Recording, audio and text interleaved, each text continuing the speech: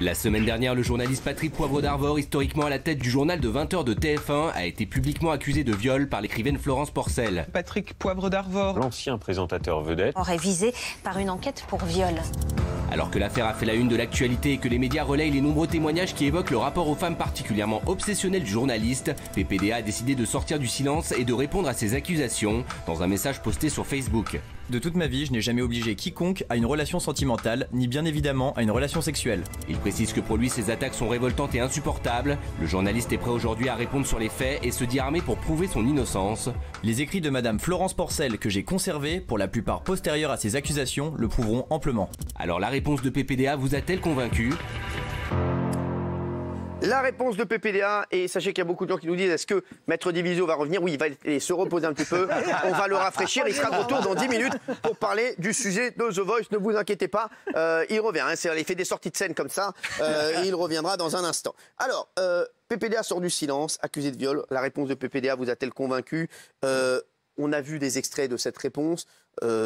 Guillaume Janton. Oui, moi ça m'a convaincu, c'est très bien dans ce genre d'affaires de réagir immédiatement, ne serait-ce qu'en termes de communication. Et moi je me suis intéressé au traitement médiatique de cette affaire. Et je me suis rendu compte que TF1, qui est la chaîne historique de PPDA, est la chaîne qui a passé le moins de temps, regardez, je vous ai fait un petit tableau, sur le traitement de l'affaire dans ces JT. Sur un JT moyen, vous avez les chaînes principales qui traitent l'affaire PPDA pendant une douzaine de minutes. On attend le tableau, il arrive. Qui va arriver. Alors allez-y, commentez-le nous. En gros, on a 5 minutes sur France 2, on la ramasse. 12 minutes sur BFM et seulement 19 secondes sur TF1. Ils n'ont même pas cité le nom de la plaignante. Ils n'ont pas cité le nom de la plaignante, c'est la seule chaîne à ne pas l'avoir cité. C'est incroyable ça. Ouais. Oui, Gilles Verdet. Alors je suis en total désaccord et Guillaume a prononcé le mot, c'est de la communication. C'est pour ça que vous êtes obligé de réagir. Oui, il est là, je vous donne mon avis, c'est pour ça que la communication de Patrick Poivre d'Arvor, encore une fois présumé innocent, me choque beaucoup. Parce que c'est un communiqué qui a été rédigé au mot près avec un avocat. C'est un communiqué qui parle aux enquêteurs. Il a accepté d'être entendu, il sera entendu. C'est un communiqué qui parle à l'opinion. C'est pas un communiqué sincère, c'est pas un communiqué de lui. Et c'est une réponse inadaptée à ce que les gens attendaient. Les gens voulaient de la sincérité, ils ont de la communication. Pour moi, c'est un coup d'épée dans l'eau de la part de Patrick Poivre d'Arvor. Il a encore le droit de choisir comment il se défend. Non mais je vous donne mon opinion. On juge la communication, pour moi, elle est mauvaise. D'accord, mais il a le droit de choisir sa ligne de défense. Il ne va pas dire qu'il est coupable alors qu'il n'est pas coupable, si jamais il n'est pas coupable. Moi, je trouve qu'en plus, cette affaire, comme je le disais, elle pose une vraie question sur qu'est-ce que c'est aujourd'hui. Alors, on parle de viol, c'est extrêmement grave, évidemment, mais qu'est-ce que c'est qu'être un harceleur? Je me rappelle qu'un harceleur, vendredi, Valérie a parlé d'une anecdote avec PPDA qu'il avait invité à dîner de manière... Elle en parlait de manière respectueuse. Pour d'autres femmes, ça va être perçu comme du harcèlement. Donc c'est vrai que cette limite, parfois, elle est très mince et elle est difficile à cerner. Alors, vous l'avez dit, TF1 a à peine évoqué l'affaire. Ces révélations beaucoup agacées sur les réseaux sociaux, surtout que la direction de TF1 n'aurait jamais été au courant. Voilà. Et il y a David Perrotin, qui est un excellent journaliste de Mediapart, je vous le dis. Voilà, il a fait notamment une étude et un reportage sur le refuge.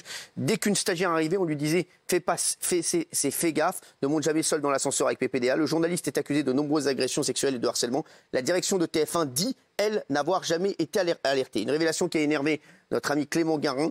La direction de TF1 dit ne n'avoir jamais été alertée, alors que c'est un secret de polichinelle depuis des années. Quelle indignité. Et à TF1, les témoignages à l'encontre de PPDA commencent à s'accumuler. Et si TF1 affirme ne jamais avoir été alerté, 20 minutes apporte une autre version. Selon eux, la direction des ressources humaines était bien au courant d'agissements problématiques de la part de Patrick Poivre d'Arvor. C'est le 20 minutes qui le dit. Voilà. Et oui, mais il n'y a jamais eu de plainte. Bien sûr. Voilà. Il n'y a jamais eu de plainte. Bien sûr. Non, mais c'est sûr. Bah oui, voilà. non, mais c'est important de le dire. Maintenant, les rumeurs de couloir en disant attention, on sait que c'est un grand séducteur, et il n'a pas besoin de courir après qui que ce soit. Je peux vous dire, moi qui le connais, toutes les femmes lui couraient après. La plupart des femmes lui couraient après. C'est un dragueur, il peut être lourdeau parfois, peut-être. Mais en tout cas, il a toujours été, je crois, d'une élégance remarquable. Maintenant, tout ça, c'est très étonnant. Et quand on dit qu'il s'est défendu avec ses avocats, non, il n'a pas besoin d'avocats pour écrire ses textes. Il a bien un brillant auteur. Non, mais moi, j'ai trouvé que le texte, je vous dis la vérité, Gilles, je vous sens un peu dur, je trouve que c'était lui qui l'avait écrit. Ah, mais complètement. Moi, j'ai lu de nombreux bouquins. C'est un auteur, il sait écrire, le mec. Il n'a pas besoin d'avocats pour écrire ses textes. Et il a dit quelque chose de très important parce que toute la défense va être basée un peu là-dessus. Vous savez, c'est toujours parole contre parole. Et il a dit surtout, il n'y a jamais eu aucune forme d'emprise, ni a fortiori de contrainte. C'est ça qui est important parce que cette jeune femme, voilà, qui l'accuse, elle l'a connu il y a des années, elle l'a revu, elle a cherché à le revoir, etc. Tu peux pas dire ça, Bernard. Non, tu peux pas dire elle l'a vu, elle l'a revu. C'est très bien qu'une personne qui est victime... Non, ce sont des faits, ça. On s'en fiche. Oui, mais si tu les relates, c'est que pour toi, c'est important. Mais une personne qui a été victime, qu'elle soit revenue, qu'elle soit partie, ça ne veut rien dire. Présumé victime. Non, mais attends, je te parle de faits. Je te parle pas de ce qui est arrivé. Si tu les relates, c'est que c'est important. Je sais pas ce qui est arrivé. Moi, j'étais pas dans leur chambre ou ailleurs. Je dis simplement que ce sont des faits. Ils sont vus et revus. Et il a sollicité. Et lui, maintenant, il va fournir des SMS qu'elle a envoyés, d'ailleurs, entre-temps. Voilà. Et là, qui vont, d'après lui, totalement le disculper. S'il y avait un doute, il va le lever. D'accord. Daniel. Moi, Gilles, excuse-moi, mais même si c'est un avocat qui est derrière ce communiqué, ça a été les 2 pages dans le Parisien le lendemain de la plainte, parce que la plaignante, enfin la personne qui porte plainte, elle a tout à fait le droit et on est tous d'accord pour dire qu'il faut le droit à la parole. Mais les 2 pages dans le Parisien, je suis désolée, en 1 seconde, ça a tué PPDA. Ça a tué son image. On raconte des choses horribles sur lui. J'ai 2 anecdotes en tête. Je ne pourrais pas plus revoir PPDA. Je le connais depuis 20 ans. C'est quelqu'un, j'ai toujours avec moi évidemment, mais même avec les autres jeunes filles, quelqu'un qui est très séducteur, mais je pense très respectueux. Ça l'a tué. Vraiment, on peut tuer quelqu'un, l'image, bien sûr, de quelqu'un en une matinée. 2 pages dans le Parisien, ça restera tout le temps. Et avec les anecdotes pourries qu'on a racontées, je suis désolée, voilà, ça c'est grave. La plainte, elle a tout à fait le droit. Je n'ai pas jugé cette affaire, mais ça c'est grave. Voilà. Et il a raison de se défendre. Moi, je respecte totalement la parole des victimes, évidemment, de celles qui se disent victimes. Évidemment, c'est primordial. Mais je trouve que la parole de la défense aussi est primordial aussi à l'heure où les réseaux sociaux et l'ensemble des médias font que ça devient immédiatement une curie qui fait une curée, c'est dans le poulet. Pardon, voilà, et que la culpabilité précède de plusieurs années souvent le procès. Moi, je connais un peu PPDA pour l'avoir vu. On peut dire qu'il est lourdingue, on peut dire qu'il était peut-être harcelant parce qu'il était insistant, tout ce qu'on veut. Mais le viol, c'est quand même tout autre chose. Et je trouve, enfin, dommageable quand même qu'à chaque fois, ce genre d'accusation arrive à un moment de promotion commerciale pour la sortie d'un livre. On peut le dire. C'est quand même. C'est ce que tout le monde prend comme. C'est quand même. Ça vous interpelle pas que tout le monde le dise. Ce que tout le monde prend comme argument. Mais moi, justement, ce qui me gêne, c'est ça. C'est-à-dire que de mettre ça, il y a effectivement la présomption d'innocence. Je n'accuse personne. Mais c'est une réponse juridique. Je suis totalement d'accord avec ce que dit Gilles. Et de l'autre côté, les gens commencent à dire que c'est de la publicité, que ce serait du buzz par rapport à quelqu'un qui sortirait un livre. Ça, je trouve ça vraiment déplacé et scandaleux. Moi aussi. Et il faut effectivement respecter aussi sa parole à elle. Si tout le monde le dit, c'est peut-être qu'il y a des gens de l'autre côté. Aussi, maintenant, je rejoins Gilles sur l'aspect juridique. Je trouve que la réponse est extrêmement juridique. Et ce qui m'a gêné quand même, c'est cette phrase de dire l'utilisation faite de sa personne pour assurer la promotion d'un roman. Je trouve que c'est malvenu dans ce genre de situation de dire ça. Voilà, avec ce qu'il a pris depuis quelques jours, je suis désolé, c'est pas mal. Alors, Castaldius. Non, moi, honnêtement, je suis d'accord avec Clément Guérin qui connaît rien au métier. Clément Guérin, c'est vrai que c'est un journaliste. Tout le monde savait que PPDA avait une tendance à être un gros dragueur, parfois insistant. Mais encore une fois, on ne peut pas juger l'homme avant qu'il y ait eu un procès. Et encore une fois, effectivement, les 2 pages dans le Parisien, le pauvre gars, sa carrière allait fracasser.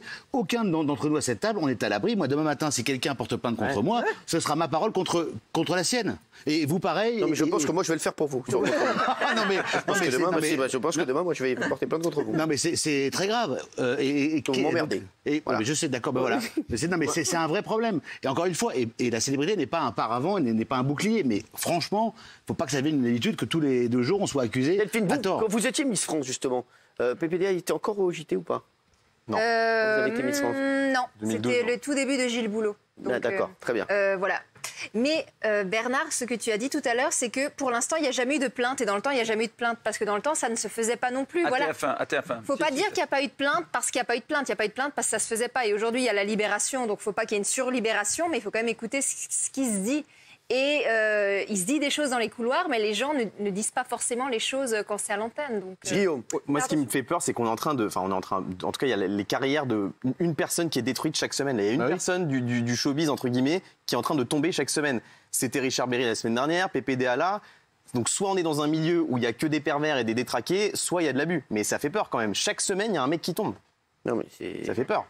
Oui, Gilles. La bonne nouvelle, c'est que dans le communiqué, il dit rétablir son honneur et la vérité des faits. Et on la connaîtra, la vérité des faits. Parce que tout le monde sera entendu. La plaignante. Oui, mais ça, c'est fini pour lui après. Non, mais le mal est fait. C'est fini. On le saura dans 6 mois, dans 1 an. C'est terminé. Le mal est fait. Le mal est fait. Je vais vous dire, moi, je parlais tout à l'heure du refuge. Le refuge, ils avaient fait une fausse déclaration. Oui. Sur moi, tout le monde en avait parlé. Tout le monde avait dit Cyril Hanouna. Derrière, David Perrotin, qui a fait une enquête magnifique. a dit voilà, que c'était un faux. Ils avaient fait un faux témoignage. Aujourd'hui, vous savez que le président du refuge de l'époque a été sorti. Voilà, et tout ça, personne ne l'a repris, ça. Voilà, très peu de gens l'ont repris. C'est-à-dire que, voilà, donc à un moment, quand le mal est fait, le mal est fait. Un drame des médias qui ne suivent pas, qui sont démentis, c'est vrai. Mais bon, voilà, mais donc. C'est un problème, Cyril. Attends, excuse-moi, ça a fait un scandale épouvantable. Il y a eu une plainte au CSA, il y a eu 3 millions d'amendes. Enfin, excuse-moi, les conséquences auraient pu être dramatiques. S'il n'a pas un président de chaîne qui le soutient, il le fout dehors en 2 minutes. C'est un drame. Non, mais c'est un drame.